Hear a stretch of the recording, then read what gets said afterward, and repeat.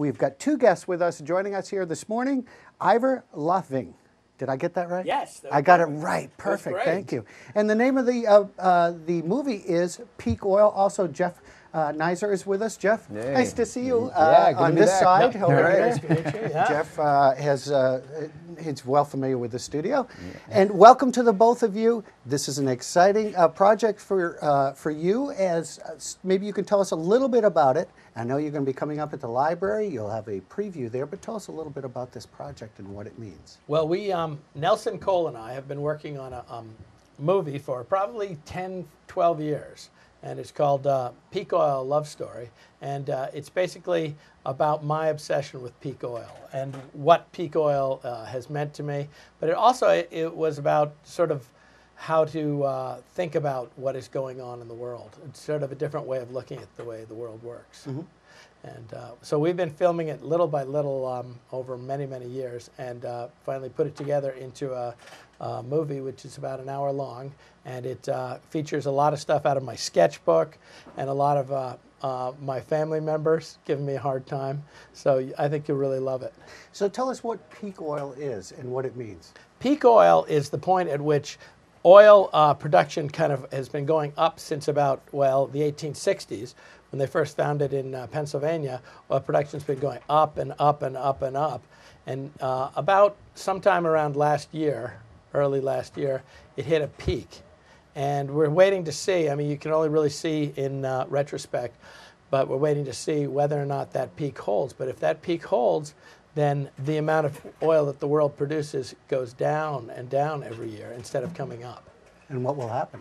Well, that causes some things to change. Like, for example, modern agriculture requires 10 calories of fossil fuel for every calorie of food that we eat. So it's going to change some things. It's going to change the way that we live and the way that we get our food and the way that we recreate and a lot of things. It's going to change the way things are slowly, but it will change things. Scary. Yeah, it is kind of scary, but the thing about it, though, is I've known about it for about, I guess, almost 20 years now, a little less than that, probably 18 or 19 years, and it really changes the way that you look at things. But then you also realize, well, I mean, you know, there's other ways of doing things. So that's what the movie is about also. With a friend, I helped a friend build a solar electric car. We drive that around. We have solar hot water and solar electricity in our house. And we have a lot of different fun ways of thinking about it and ways of dealing with the energy crisis. But it's also a different way of living and thinking. Sounds to me like we need to think about it sooner than later. Yes. Yeah. Jeff, what is your take on this? What do you think? Well, I started learning about peak oil about 5 years ago, and you know, it's really, like Ivor said to me one time, it's the kind of thing, once you learn it, you can't unlearn it. Right. And it is a scary topic to talk about, but at the same time, I think there's a new economy emerging, and there's new opportunities being created, and there are some hopeful aspects about it. Mm-hmm. And our lives are going to be changing as industrial society comes to a close, and we enter a deindustrialized future. And it's going to be challenging times ahead, but those challenges are opportunities too. There's not one answer to this challenge, no. is there? No, and it's really not it's not as much of a problem as it is a predicament. And as you know, predicaments are kind of like you know, growing old is a predicament. You sort of slowly adjust to this. You do different things, but I mean, you know, the inevitable outcome is not good, right? But you know, you realize you can't change things, but you can live differently, and you can have a different outlook on what is going on. You know? Local food production is going to be a key importance. Right now, grocery stores hold about 3 days worth of food, and that is completely dependent on our transportation system, which is based on fossil fuels. Our agricultural system is based on fossil fuels, and these are concerns that we will be facing in the near future. Right. And the movie's about an hour, and as you mentioned, it includes sketches and things. What else can you tell us about the movie? I think we have a little preview. If you would like, we can take a peek love to see it. Yeah, this is probably the I think we can make that happen. Yep. And well, this movie is kind of a it's not a heavy treatment of peak oil. I mean, a lot of movies that came out in the early 2000s were, you know, all about gloom and doom. This one is more about my, you know, wrestling with the problem and the predicament and trying to figure out ways to get around, you know, to make our lives work. And I think you'll find that it's a kind of a fun way to look at it. What is your background before you wrote the book? Well, I didn't write a book. I just did the movie. I mean the movie, rather. The movie. I am an art teacher and also a person who lives in Skowhegan, Maine, and I've been thinking about a lot of things for a very long time. I've been sort of I'll admit, I'm kind of an environmental activist also. I mean, you know. Evangelist. Well, I'm an evangelist, environmental activist, exactly. Yeah. Yeah, I mean, you know, screaming and yelling about things and seeing if people listen. Well, thank goodness someone is. Maybe we can Thank take you. a look at the preview right now. It is Peak Oil, and you will be coming to the library on... Tomorrow, that's Thursday, the 23rd at 4:30 at the Carrabassett Valley Library, which I noticed is right at the base Can't of beat the it. Right there in the Beacon Room. Yeah. Can they bring snacks? Yes, and I might even bring some snacks. I think. Well, I don't know. I mean, Andrea might, you know, give me a hard she time doesn't about that, mind. but yeah. There we go. We're going to take a look at this right now. And here to heat his house. It's one of the many things he's done since learning about peak oil. What's peak oil? Well, in a nutshell, it's the time when the amount of fossil fuels we can pump out of the ground peaks and declines, and with it declines civilization because there's no equal substitute for oil. It's a special, unique resource. Plan on making maple syrup the old-fashioned way like Ivor when the so-called oil apocalypse hits.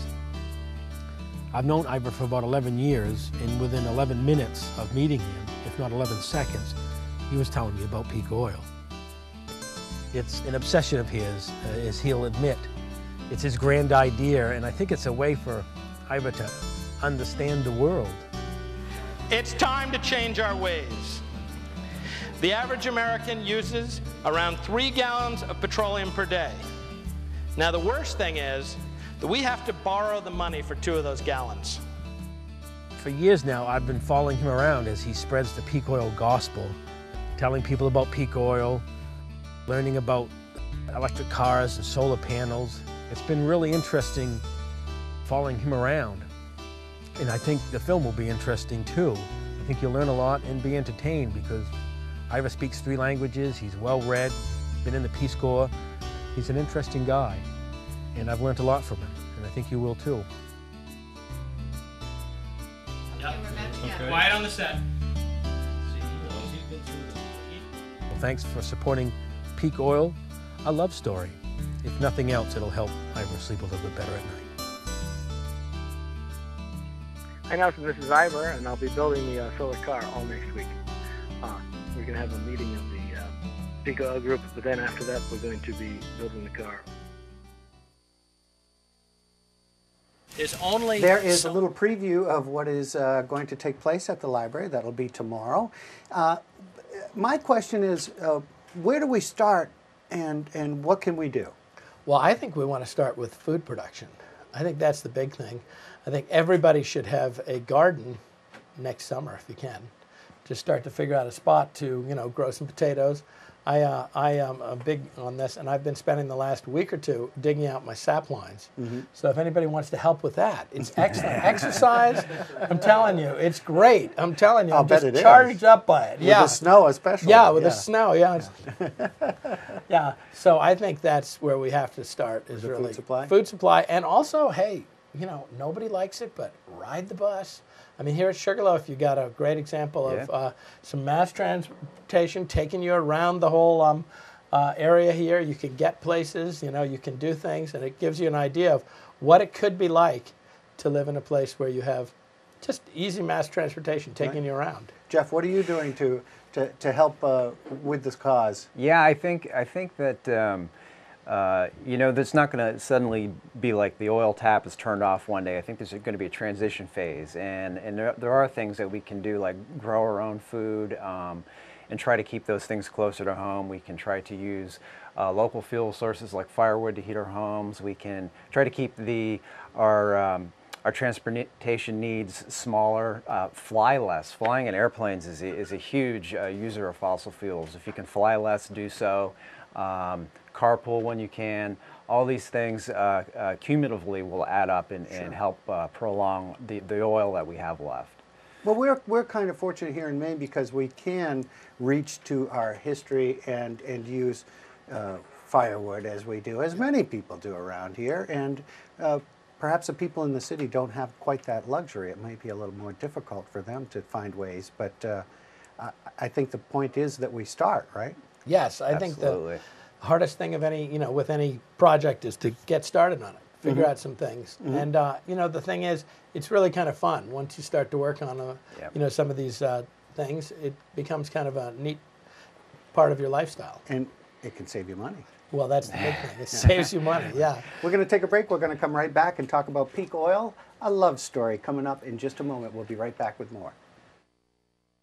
We have got Ivor Loving, and Peak Oil is the name of the movie, a love story, and going to be at the Carrabassett Valley Public Library tomorrow. Going to do a preview. What time is that again? That is at 4:30 tomorrow, Thursday, yep. The 23rd, at the Carrabassett Valley Public Library, right at the base of Sugarloaf. So now, you have other movies that are available on YouTube. Is that correct? Tell us a little bit about that. Yeah, we have probably 5 movies on YouTube, on the Nelson Coles YouTube channel, or type in New Farmer Films, all one word.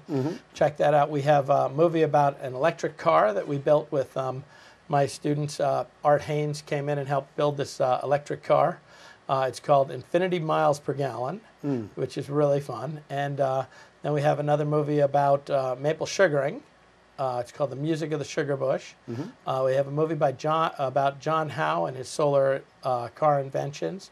Let's see, we have another movie. Yeah, solar car and chainsaw, exactly. A solar chainsaw? Well, what he did was he rigged a whole bunch of solar panels on the roof of a golf cart, basically, goes into the woods, unplugs an electric chainsaw and cuts wood with that.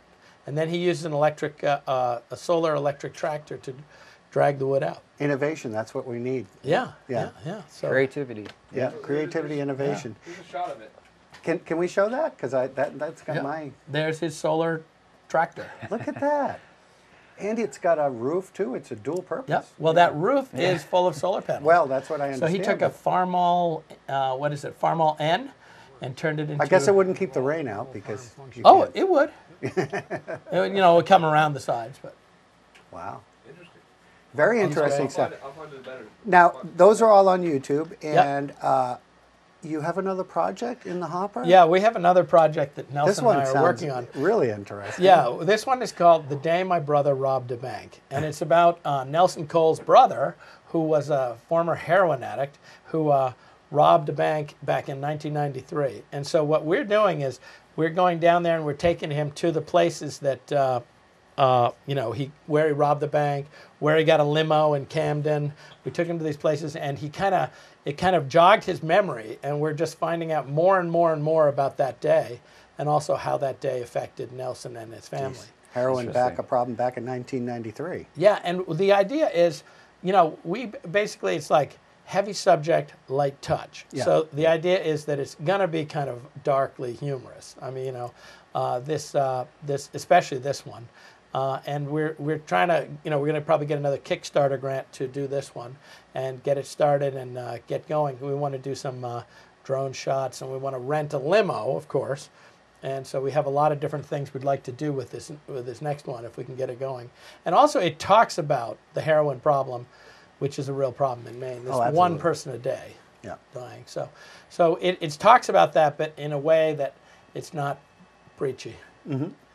So there's a little bit of an edge to it, and we'll look forward to this. Now, how long is this movie? This one is 56:46, which is a basic, it's a perfect time for a documentary, apparently, if you want to show it on That's MPPN. The key time, Yeah, and we've also put it into 5 different film festivals, so we'll see if we get into any of them, but, it's definitely entertaining to put it out there. Sure. And so we have DVDs available, but we aren't putting it on the any kind of electronic media just yet. Probably not until the end of the summer, when we find out about the all the various film festivals. Can they buy copies down at the library? Yes, you can definitely buy copies, and the money will be used for The Day My Brother Robbed a Bank. Oh, so good. we're gonna use it for filming that next one. Well, this is not something that you're looking to make a lot of money. It's more about the message, it sounds like. Yeah, I would say it's the opposite of making a lot of money, but we're having a lot of fun with it. Yeah, I just got yeah.